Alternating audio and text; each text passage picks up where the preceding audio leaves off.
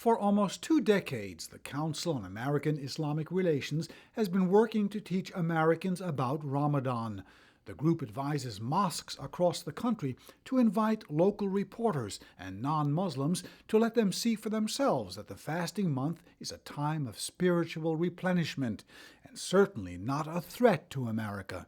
We have known for a long time that there is ignorance about Islam, but also there is interest to learn about Islam.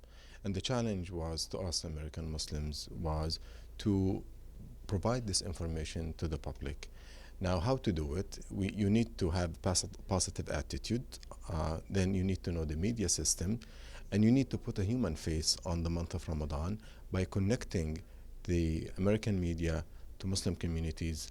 And we do this through helping mosques, Islamic centers, leaders, by providing them media kits, how to communicate with the media, news releases, announcing events, iftars, for example, events and activities around the holy month. A few years ago, most Americans probably never heard of Ramadan.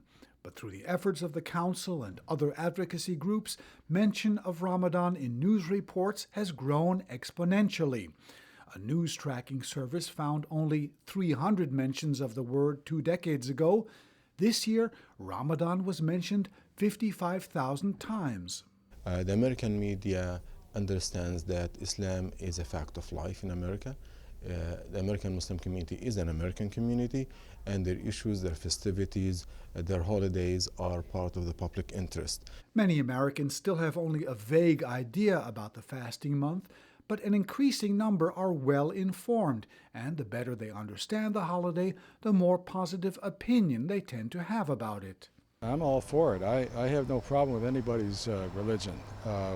However they celebrate it, that's up to them, and they should be able to do it freely anywhere.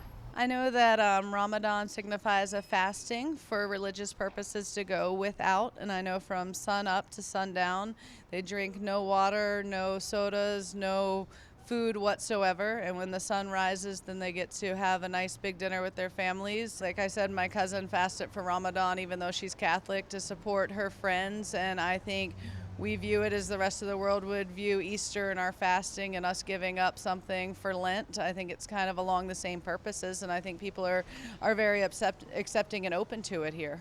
For Muslims to fast and they do it actually in the daytime, it would have to, enhance their spiritual strength. And I could understand, why they would do such.